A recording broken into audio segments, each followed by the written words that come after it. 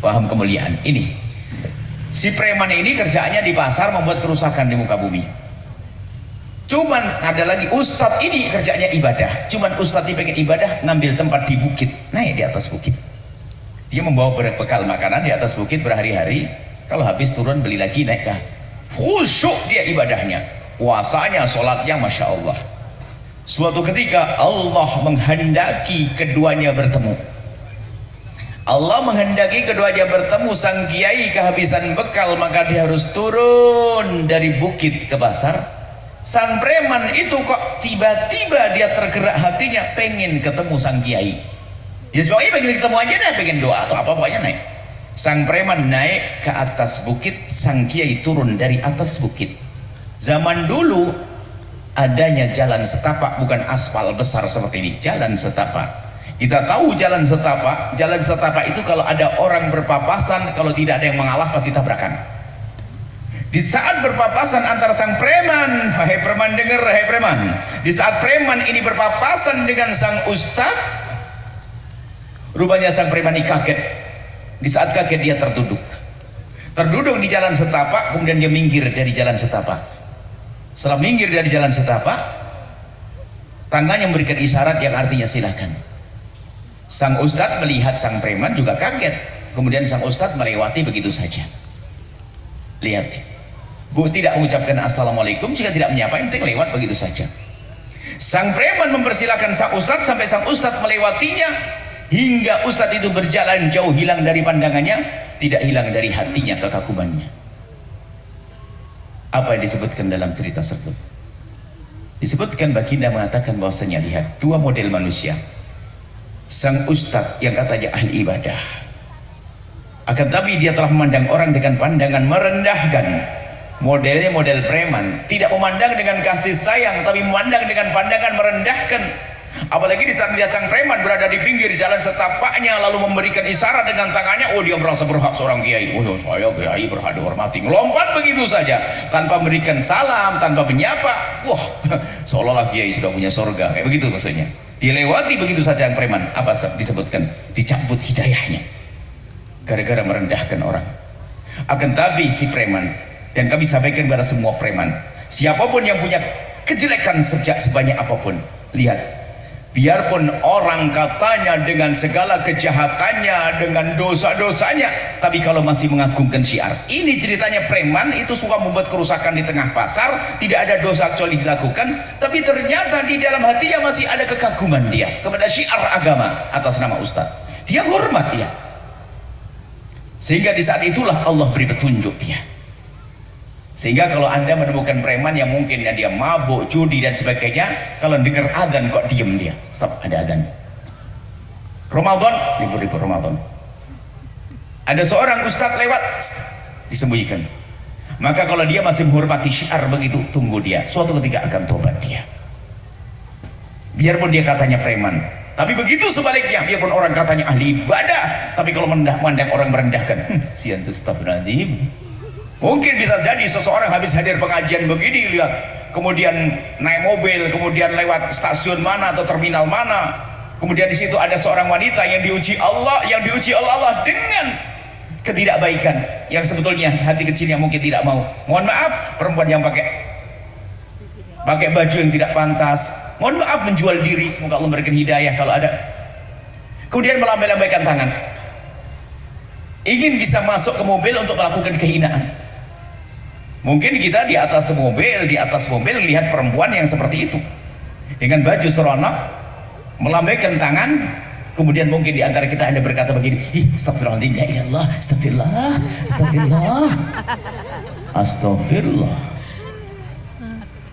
Tapi astagfirullahnya itu ngecek.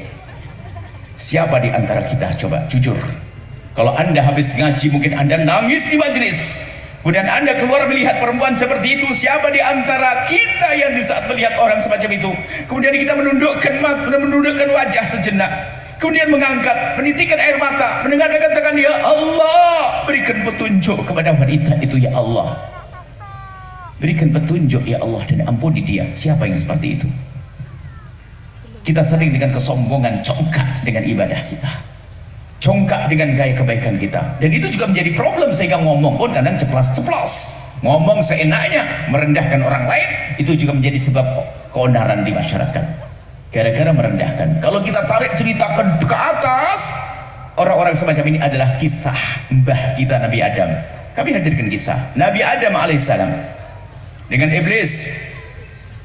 Nabi Adam dengan iblis. Iblis itu sebetulnya aslinya ada ahli ibadah yang luar biasa. Ibadahnya luar biasa sampai kalau bicara tentang bumi, kan banyak planetnya. Kalau bicara bumi, tidak ada sejengkal tanah kecuali pernah digunakan untuk sujud. Begitu hebatnya ibadahnya iblis, sehingga oleh Allah dikumpulkan bersama rombongan para malaikat. Sehingga di saat dinilai ibadahnya iblis sudah kayak malaikat, nggak beda, kayak malaikat. Oh, istimewa. Ribuan tahun sebelum mbah kita diciptakan, hingga pada suatu ketika Allah menciptakan mbah kita Nabi Adam alaihissalam. Setelah diciptakan Nabi Adam, Allah memerintahkan, wa idh qulna lil malaikati isjudu li Adam fasajadu. Di saat Allah menciptakan Nabi Adam, lalu Allah memerintahkan kepada para malaikat untuk sujud penghormatan, bukan sujud ibadah, sujud penghormatan kepada Nabi Adam. Fasajadu, semua malaikat sujud, dan perintah untuk malaikat dia termasuk iblis, karena iblis sudah masuk di situ, sudah kayak keluarga malaikat. Fasajadu, dan semuanya sujud, illa iblisa, kecuali iblis. Apa? Wastakbara, nggak mau dia dan sombong dia. Iblis nggak mau sujud. Loh, sujudnya iblis tuh, tidak maunya sujud iblis tuh secara akal-akalan logis masuk akal. Iblis tuh mikir begini, gimana rumusnya? Saya sudah ibadah ribuan tahun, suruh hormat kepada Adam yang baru diciptakan, belum punya sujud sekalipun. Nggak logis dong. Nah, ini mulai akhirnya dia nggak mau sujud karena tadi kesombongan. Nah, kalau sudah kesombongan, merendahkan, maka orang yang mencaci mengolok sombong, merendahkan. Jadi iblis nggak mau, wastakbaru, nggak mau sujud kepada Adam karena merasa bahwasanya ya kok nggak masuk akal dong, masa saya ahli ibadah sudah banyak, maksudnya saya kan kiai, masa suruh nyapa preman lah, enggak, sorry deh lah, ya gitu loh, kurang lebihnya begitu. Kemudian bahkan di saat ditegur oleh Allah, kenapa kamu tidak mau sujud, langsung dia berhujah. Apa hujahnya?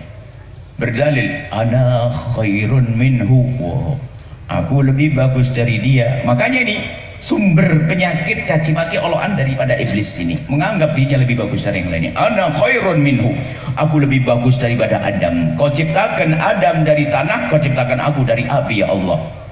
Padahal siapa yang mengatakan api lebih bagus dari tanah? Mulai kapan? Sama-sama makhluk kok.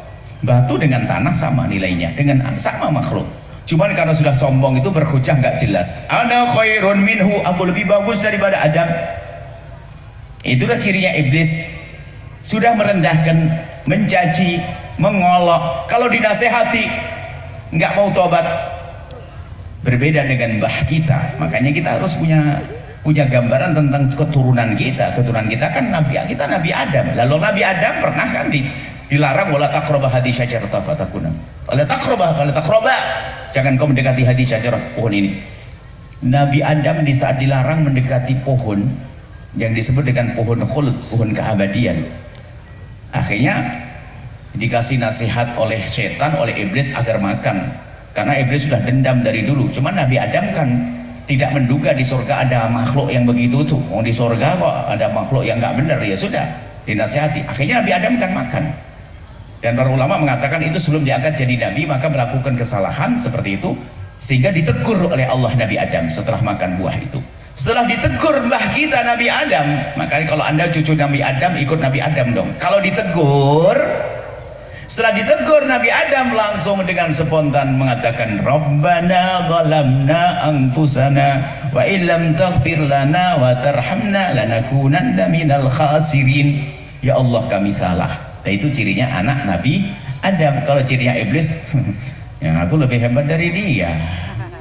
Makanya kalau ada orang kegiatannya, kebiasaannya caci maki, merendahkan orang lain, ngolok-ngolok, biarpun pakai jubah segede ini, lebih pakai imamah lebih besar dari ini, ngolok-ngolok, mencaci, merendahkan, biasanya itu langsung kalau diingatkan nggak gampang terima. Memang dia itu keturunan Nabi Adam, tapi modelnya model iblis.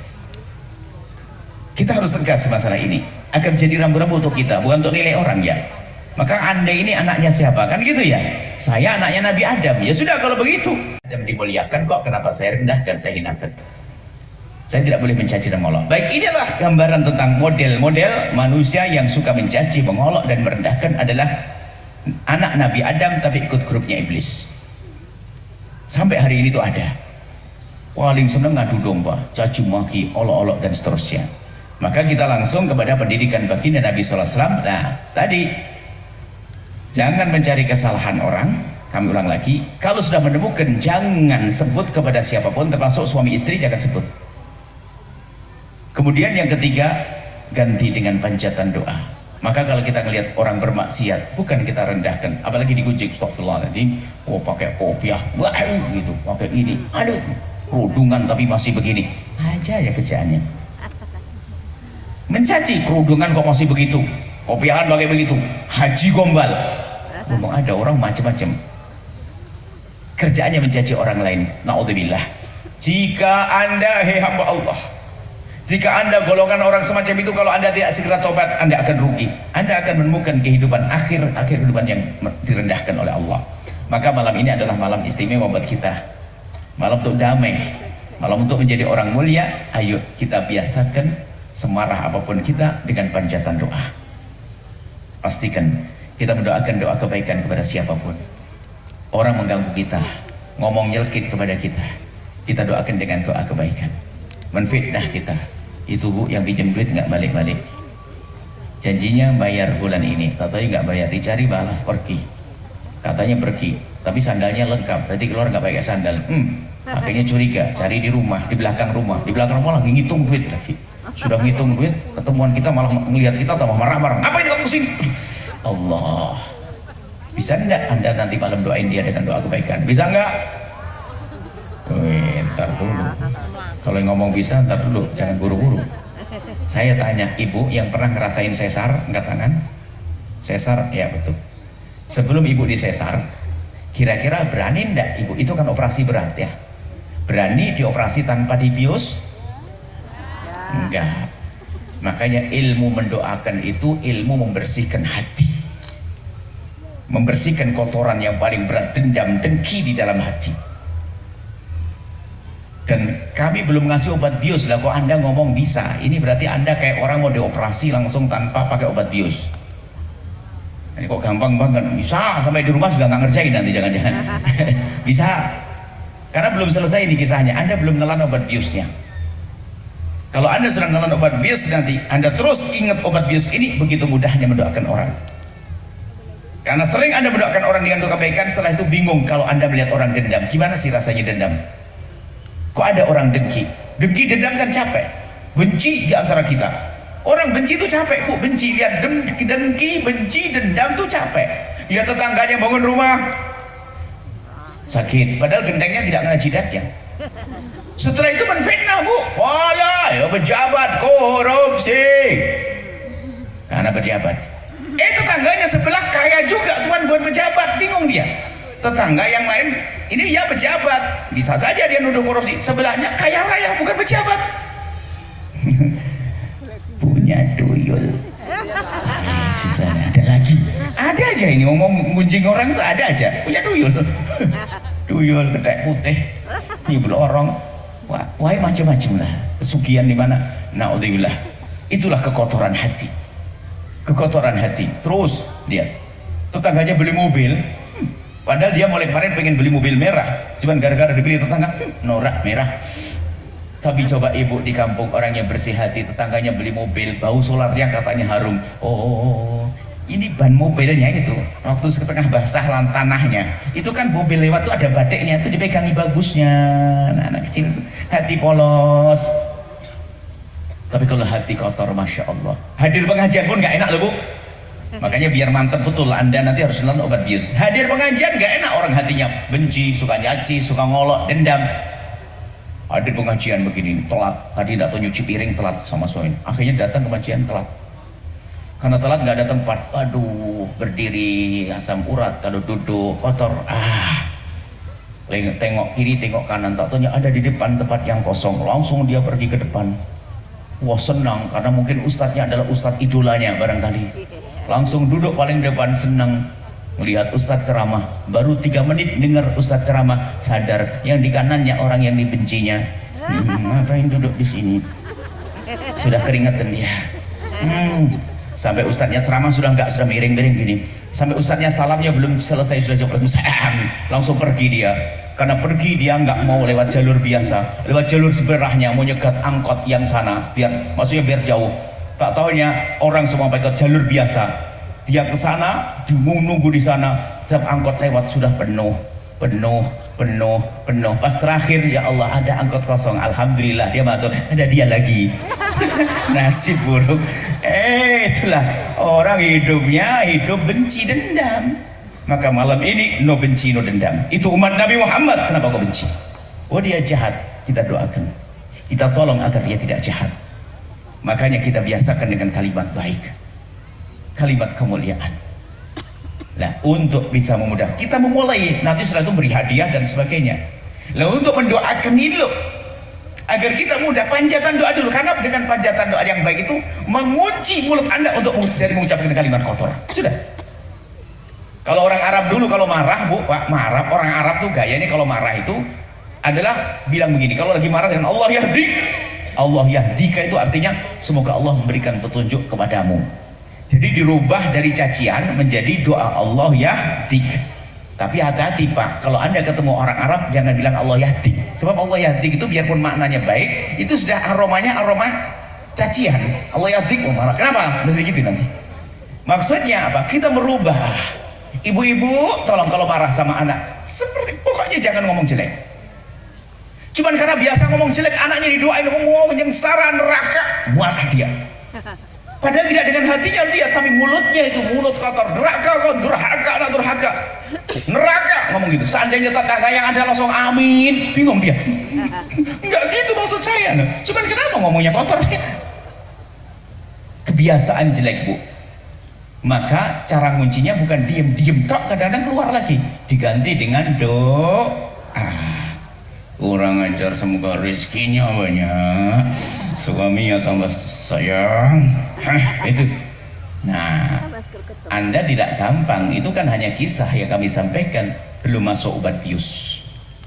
Sekarang saya masukkan obat bius. Kalau Anda telan obat bius, Anda setelah itu akan mudah mendoakan, sehingga hidup semakin indah. Setelah itu nggak ada caci. Obat biusnya adalah sabda Nabi SAW. Nabi pernah bersabda dalam hadis yang diriwayatkan Imam Muslim dari Abi Darda radhiyallahu anhu, Nabi bersabda begini, ma min abdin muslimin yad'u li akhihi muslimi ala dhahril ghaibi illa wa qala al balaku walaka bibitrin. Tidak ada seseorang yang mendoakan orang lain di saat orang itu tidak ada di hadapannya. Kita di sini, dia di rumahnya, dan makna tidak ada di hadapannya bisa saja lagi bermasalah. Kalau kita mendoakan orang yang lagi bermasalah dengan kita, saya tidak senang dengan dia, atau dia tidak ada di rumah kita, maka malaikat mendoakan walaka bimitrin, kamu dapat sama seperti yang kau panjatkan. Dikatakan para ulama apa? Itulah doa ala dhahril ghaib, doa yang sangat dikabul oleh Allah, mendoakan orang yang bermasalah dengan kita atau orang yang tidak ada di hadapan kita. Sebab gini kaidahnya, kalau kita mendoakan orang di depan muka begini nih, saya baru dikasih sarung sama seorang, lalu doain semoga Pak Haji rezekinya banyak, bisa jilat, minta baju koko tambahan, doain depan muka. Mendoakan di depan muka itu bisa menjilat. Tapi kalau saya doakan, ini saya dikasih sesuatu, saya bawa ke rumah, tahajud nanti ke malam, ya Allah yang telah memberikanku sesuatu ini, berikan segala kebaikan. Atau orang yang bermasalah dengan kita, tulus kita mendoakan. Jadi, nah, dikatakan oleh para ulama ini, ada satu doa yang sangat mudah dikabul tapi sangat dilupakan oleh hamba Allah, yaitu doa dengan pantulan mendoakan orang lain. Ini jauh lebih cepat dikabul dari apapun doa, termasuk kalau Anda pergi ke multazam, kelamaan multazam. Anda belum umrohnya kapan? Umrahnya kapan? Tapi paling enak mudah dikabul adalah Anda mendoakan orang lain khususnya yang bermasalah dengan Anda. Anda mungkin lagi banyak utang, ya Allah, saudaraku semoga ini Allah jangan sampai punya utang ya Allah. Nanti Anda yang dibebaskan. Kemudian itu faedahnya di samping doa akan dikabul oleh Allah untuk kita, akan membersihkan hati kita. Dan setelah kami mendengar berita semacam ini, tidak ada orang mengganggu. Alhamdulillah nggak ada yang ganggu sih. Kalau ada orang ganggu, jelek, menjelekkan kita dan sebagainya, wah lumayan. Untuk dikabul doa, kita doakan dengan doa kebaikan. Langsung yang dapat duluan adalah kita. Yang dapat duluan adalah kita. Dan itu mujarab. Nabi bersabda, Nabi tidak pernah ingkar janji, Nabi tidak pernah berbohong, karena Nabi dengan wahyu. Jadi kalau Anda datang ke kiai, kiainya susah ditemui, kelamaan nunggu sang kiai, langsung saja ambil air wudhu, sholat 2 rakaat. Orang itu jelekit banget ngomongnya Allah, ya Allah, semoga rizkinya banyak ya Allah. Berarti tahu Allah ente lagi banyak, lagi sempit rizki ya, lagi banyak utang ya. Ya Allah, semoga rizkinya banyak. Ini ilmu para kekasih Allah, ilmu wali, salamatus sudur. Waliullah menjadi kekasih Allah bukan karena banyak sujudnya, banyak rukuknya, tapi bersih hatinya. Ini ilmu tingkat tinggi, ilmu indah, dan kita harus masuk ilmu ini.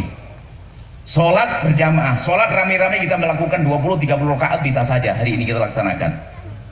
Setiap 2 rakaat kasih 1 gelas es, besok teh terangnya. Tapi membersihkan hati tidak semua orang melakukannya.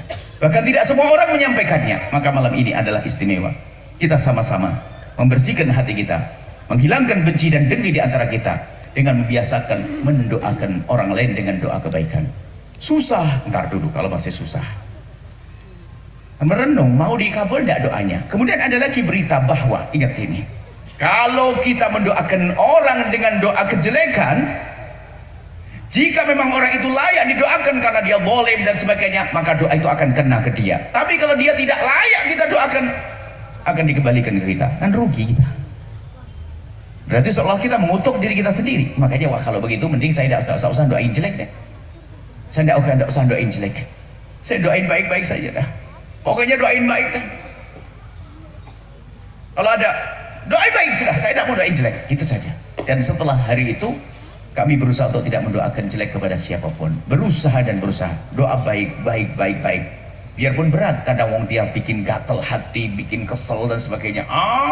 Tapi karena kita ingin dikabul doa kita oleh Allah, kita pengen selamat bersih hati. Waliullah adalah yang datang pada Allah biqalbin salim, dengan hati yang selamat. Salamatus sudur, bukan banyak sholatnya, bukan banyak rukunya, akan tapi karena hatinya bersih. Sudah mulai ditelan obat biusnya? Siap mendoakan nanti? Siap. Mau dikabul enggak? Mau suamimu sayang enggak? Doain suaminya orang agar sayang pada. Pengen anaknya sukses tidak? Itu doakan orang yang bikin kesel agar anaknya sukses. Pastikan ini Nabi yang bersabda, Rasulullah yang bersabda untuk membersihkan hati. Tapi kan gitu kan? Baik, berarti harus saya kasih namanya obat anti nyeri. Terakhir saya kasih obat anti nyeri. Anti nyeri adalah gambarannya nanti. Suatu ketika nanti kita akan dipanggil di padang mahsyar. Allah dalam hadis qudsi Abu Hurairah meriwayatkan, nanti dia di padang mahsyar di hari akhir Allah memanggil, ada yang dipanggil. Ainal mutahabbuna bi jalali. Allah menyeru, mana orang yang hidup di dunia dengan cinta karena aku, nggak ada benci. Ini nggak ada benci, nggak ada urusan, nggak pernah rebutan apa-apa. Ainal mutahabbuna bi jalali, mana orang yang hidup di dunia dengan cinta karena keagunganku, karena aku. Al yauma udhilluhum yauma la dhilla illa dhilli, hari ini akan aku beri perlindungan di saat tidak ada lagi perlindungan kecuali dariku. Yang katanya padang mahsyar panas, ternyata bagi orang yang hidup dengan cinta tidak saling dengki. Kalau saling dengki itu masya Allah luas, bukan saja urusan fulus, urusan dunia. Kadang ustaz sama ustaz saling dengki loh ya. Ternyata ustaz itu paling susah doain ustaz lain. Ya Allah semoga ustaz itu pondoknya makmur. Ntar dulu ngapain doain dia? Lah ini ustaz gombal. Oh ini ustaz yang nih karena dengki. Tapi kalau hidup indah kan enak. Ya, diseru oleh Allah, ainal mutahabuna bi jalali, mana orang yang hidup di dunia dengan cinta, nggak ada benci, nggak ada dendam. Ada dendam diperangi kayak malam ini kita. Al-yawma udhilluhum, sekarang aku beri perlindungan. Setelah itu apa? Diperintahkan untuk meluncur ke surga. Jadi bagi orang yang punya iman lalu hidup dengan cinta itu, padang mahsyar yang katanya puluhan ribu tahun itu bagi orang yang tidak beriman akan dilewati oleh orang-orang yang punya cinta hanya mabainadz dhuhri wal asri, antara zuhur dan asar. Jadi setelah mendapatkan perlindungan dari Allah, disuruh meluncur ke surga seperti kilat. Mau? Siap? Enak, alhamdulillah. Saya bayangin, dan Allah tuh maha adil. Allah yang maha adil itu mengizinkan ayam jago yang dolim di dunia itu dibangkitkan itu untuk membalas dendam, untuk bukan balas dendam, membalas kesalahan manusia yang didolimi. Dia diizinkan untuk menuntut. Saya bayangkan diri saya sendiri, hei Yahya, tuh orang nyaci kamu, ngolok kamu, kau tuntut dia. Tak tuntut, kau telah dolim pada aku, nyaci maki saya ya, oh ya minta maaf, ini saya di mana, pahalanya diambil. Olah proses sampai selesai urusan saya dengan manusia-manusia itu. Tiba-tiba saya noleh, rombongan tadi sudah nggak ada, sudah di surga, kayaknya bakal ketinggalan. Kenapa? Ternyata kalau saya menuntut itu berarti kan saya punya dendam, saya tidak memaafkan saat di dunia. Anda pernah dengar nggak ada orang begini, demi Allah saya tidak rela sampai kiamat, sampai mati? Ada enggak? Jangan jadi besan, jangan jadi mantu, awas, hati-hati, serem tuh orang besan kayak begitu, ngeri itu ya. Tapi besan ada adalah yang lapang hati. Saya bayangin, wah nanti ketinggalan, maka daripada saya ketinggalan di padang mahsyar, nanti saya ketinggalan di rombongan yang seperti kilat, sudahlah, siapapun yang berbuat salah hari ini saya maafkan. Yang mencaci maki, yang mengolok, yang dolim sudah saya maafkan deh semuanya. Saya tidak akan tuntut di akhirat, biar nanti saya di akhirat bisa langsung meluncur ke surga, nggak usah pakai nunggu-nunggu. Yang lalu dan yang akan datang sudah saya tidak mikir tuh, saya maafkan semuanya sudah. Anda mau nyoba mengganggu saya maafkan Bu. Saya tidak akan, karena apa? Saya ingin bahwasanya berlatih seperti ini. Saya kotor hati, saya jelek hati. Yang mencaci saya maafkan, yang mengolok saya maafkan. Mereka umat Nabi Muhammad. Mau ditinggal di padang mahsyar? Mau ditinggal di padang mahsyar? Nggak mau, bismillah. Sudah terasa obat nyerinya. Kalau masih nggak bisa, tapi kurang ajar banget dia, keterlaluan. Oke, ambil cermin. Terakhir sudah. Untuk apa cermin? Bilang, dasar iblis dan Abu Jahal. Mau ambil cermin? Tunjuk di dalam cermin itu, bilang, dasar iblis Abu Jahal tidak mau memaafkan saudaranya. Hei iblis dan Abu Jahal. Selesai kan? Ini ilmu tarbiyah malam ini. Insya Allah indah ya. Setelah itu, Masya Allah, lesan Anda lesan mulia. Iblisnya di dalam cermin, bukan ngutuk orang lain. Iblis dalam cermin, Anda lagi ngaca karena maafin orang nggak mau. Maafin umat Nabi Muhammad kok nggak mau. Nabi Muhammad setiap malam menangisi umatnya agar masuk surga. Bagaimana kita mengutuk dia agar masuk neraka? Gimana ini logikanya? Katanya cinta Nabi, tapi bagaimana dengan umat Nabi tidak cinta?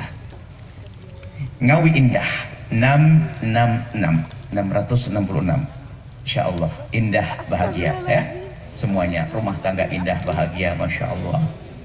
Makanya kemarin sampai gudonan indah, nggak ada yang bisa mengganggu. Perbedaan pilihan dalam berpolitik mungkin kemarin ada 05 06 ya, ada berapa? Misalnya suaminya 05, istrinya 06, tapi nggak pernah ribut Bu. Pas selesai pemilu ternyata Pak positif kembar 3. Wah ini asik, nggak usah ribut, jangan rugi kita bikin masalah ribut terus ya. Baik, insya Allah inilah yang bisa kami sampaikan pada kesempatan ini. Setelah itu mohon maaf dengan serius kami sampaikan, nanti ambil buku Ibu Bapak, kita belajar serius, bukan main-main, bukan ngaji hanya hadir dong. Ambil kertas, cari orang kurang ajar. Oh ini bukan guyonan ini, Anda berlatih. Orang kurang ajar cuma judulnya diganti, orang-orang baik yang harus aku doain. Namanya fulan. Tahu sudah WA. Ya Allah, mungkin kalau di syuting muka Anda jelek banget waktu pertama kali doain dia, tapi nanti akan lembut sendiri nanti. Ya Allah, semoga rizkinya. Nah, tapi Ibu harus belajar, percaya. Jangan mikir hanya banyak sholat sunnah penting, tapi bersihkan hati jauh lebih penting. Karena kalau sudah hati kotor, mencaci, mengolok, mendendam, mengutuk anaknya sendiri kadang, naudzubillah, musuhan sama suami, mesranya nggak ada, suami istri berantem terus, caci maki, olok-olokan, anaknya 16, ini model apa orang kayak gitu? Berantem terus anaknya banyak, Masya Allah, alangkah sakitnya. Insya Allah ini saja, wahai para perindu ridha Allah, nuhibbukum fillah, kami cintai anda karena Allah. Insya Allah di antara kita ini tidak ada benci, yang ada hanya cinta. Kemudian kami sampaikan, kami aslinya betul kata Pak Bupati, kami tidak bisa diundang karena saya tidak pernah terima undangan. Saya urusan dengan santri. Cuman pas kami mau main ke Ngawi, ceritanya kepingin bangun pondok di Ngawi, tidak tahu ceritanya kok sampai Pak Bupati tidak tahu. Pokoknya ada ceritanya tidak tahu. Ya sudah, mau dibawa ke alun-alun bolehlah. Karena kita tidak ada undangan-undangan pengajian, makanya jangan berharaplah ngundang kami, sudah nggak ada. Kalau pas saya lewat rumah Anda mungkin saya mampir gitu loh. Kalau ngundang ya nunggu pas lewatnya. Sebab kalau gara-gara ngeundangan ini berantakan ngurusi santri. Nah, kami ingin bangun pondok pesantren. Ada pondok pesantren di daerah mana lupa pokoknya. Di mana tempatnya? Dung Miri. Ada tanah sana Dung Miri, dan subhanallah bersama itu juga katanya ada lagi setelah itu baru membangun, dan insya Allah program besar di situ. Ternyata ada lagi hamba Allah yang sudah punya tempat dan kita sudah sangat kenal baik dengan beliau. Ada di daerah Gerih, yang punya rumah Gerih. Tahu Gerih? Yang dipakan di dahar pakai gawe. Tahu? Lodeh. Nah, ini aja. Ngangel ngapalnya sih, malah ndak apal. Itu Gerih hafal. Sebab kula seneng, lek sego ampok lek basa Jawa ngertos kula biasa ini. Lho ngapusi lek bahasa Indonesia ton. Wong Jawa asli nek kata. Kula niku paling seneng Gerih, Bu. Gerih nu gawe sego ampok kalau apa? Jangan kates nek lotone. Ngerti, Bu? Cocok. Loto. Wes karo Gerih wes kula. Kuwi amat misterius wong endi gini. Ya wis lah. Oke. Ini insya Allah ada lah. Maka dari itu kami seru kepada anda semua untuk bisa bergabung. Tapi dengan catatan, ini penting, adab. Ayo bergabung. Saya aja. Dan kami sampaikan, pondok kita tidak ada bantuan dari pemerintah, tapi dari kocek pribadi. Ini Pak Bupati, Pak Wali Kota, Pak Kapolres ini. Tidak ada dari duit negara, tapi dari kocek pribadi karena Allah. Yang dekat insya Allah pilihan. Cuman ada catatan. Ingat, bagi siapapun yang sudah punya ikatan dengan para ustadz, para guru, jangan memutus dengan gurunya hanya ingin bergabung dengan kami. Justru harapan kami anda semakin dekat dengan guru anda. Kami tidak ingin merebut anda dari guru anda. Dan lebih dari itu, di pesan terakhir, pesan ini pesan penutup, justru kami ingin datang ke tempat ini nanti untuk bersama-sama dengan para asatid menghidupkan kembali pesantren madrasah diniyah yang ada di kampung-kampung. Itulah yang menyelamatkan umat. Jujur nih, mungkin 90%, 60%. Anda ngerti sholat wonten pundi, Bu? Wonten pondok oleh madrasah musola kampung. Madrasah senes di pondok. Makanya kita sekarang perlu semangat menghidupkan kembali madrasah diniyah. Nah, dimulai dari mana? Ini termasuk barangkali ide yang dilupakan. Dimulai dari Pak Bupati, dari membuatkan toilet yang sehat. Hari ini hari zaman Masya Allah toilet. Jadi mohon insya Allah kita sudah beberapa tim, setiap pondok kita nyeru begitu. Kita kumpulkan, ayo hei orang kaya, jangan urusi al-bahjah nanti sambil jalan, bukan pondok itu. Kita pengen meramu pesan madrasah diniyah, kiai kampungnya, kiai kampung wali tersembunyi. Makanya jangan gampang anda itu terpesona dengan wah wong terkenal neng televisi, tadi katanya YouTube, esok kehapusan nih. Akhirnya ninggalkan guru kampungnya. Ini problem besar. Guru kampungmu, ustadz kiai kampung tuh wali tersembunyi. Coba mbahmu wafat sinten sing ramut kiai desa. Kula dugi nang mboten? Mboten langsung mboten. Tapi jadi kiai kampung harus dipegangi. Mereka orang ikhlas, ndak mau. Kalaupun dapat uang hanya ratusan ribu, puluhan ribu, ratusan ribu dicium, bukan karena cinta dunia, karena dianggap ini berkah. Kadang sambil kerja, gitu. Lek musim panen jenengin derep, betos? Derep paham betul? Derep, mantun derep ke susu. Boten gadah sabun cair, sebenarnya sabun telok, Bu. Cap tangan. sabun belok hangi saking susu neng kelas sabunnya jeneng kuping. Masya Allah, kebayang nih wong ikhlas. Allah subhanallah. Lah niku wali-wali tersebut jenengan wajib ngormati niku. Kula mboten bangga lek jenengan ngormati kula, tapi jenengan mboten ngormati tiang-tiang ngoten niku. Makanya termasuk kami ingin menyerukan setiap kami masuk kampung kembali memuliakan kiai kampung yang luar biasa. Istiqomah. Kula niku belajar istiqomah ngeten, ketemu santri jarang. Lek beliau pagi sore terus ngurusi wong kampung. Jadi termasuk toilet metode ngeten Pak. Gini Pak Bati. Toilet laki perempuan dibedakan. Tolong musola hari ini tolong disempurnakan toiletnya. Kalau urusan sholat kurang tempat digelar terpal saged sujud. Tapi lek toilet mohon maaf kebuka auratnya.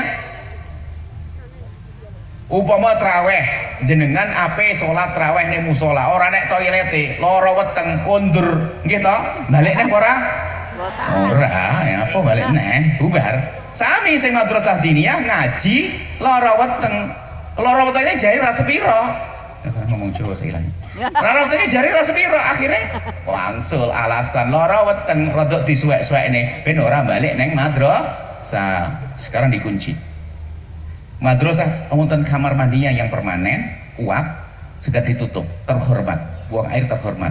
Hari ini sudah mulai gede anak-anak, jangan sampai intip-intipan lagi perempuan dipisah. Lagi kanan musola, putri ini kiri musola, terus ditutup. Program membuat toilet sebanyak-banyaknya. Terus kami seru, musola masjid tolong utamakan toilet yang tertutup. Nggak ngurangi biaya, cuman penganggarannya saja. Cuman kadang pondok masjid gede tapi buat nonton toiletnya, bingung gitu. Toilet ketok kono, ketok kok ini, masya Allah. Nah ini khususnya yang putri semakin terhormat. Ini mungkin ide ini biar kerasan ngaji orangnya alasan sehingga terus saat ini hidup kembali. Jadi kita ingin membangun pondok pesantren Ibu, insya Allah di Ngawi, tapi tolong yang sudah punya ikatan dengan guru jangan memutus dengan guru lalu untuk berpindah kepada kami, tidak. Anda tetap dengan guru Anda, dengan kami babnya bonus. Bahkan kenalkan kami dengan guru-guru Anda karena beliau adalah orang-orang hebat. Ini saja, mari kita tutup dengan doa. Bismillahirrahmanirrahim. Alhamdulillah.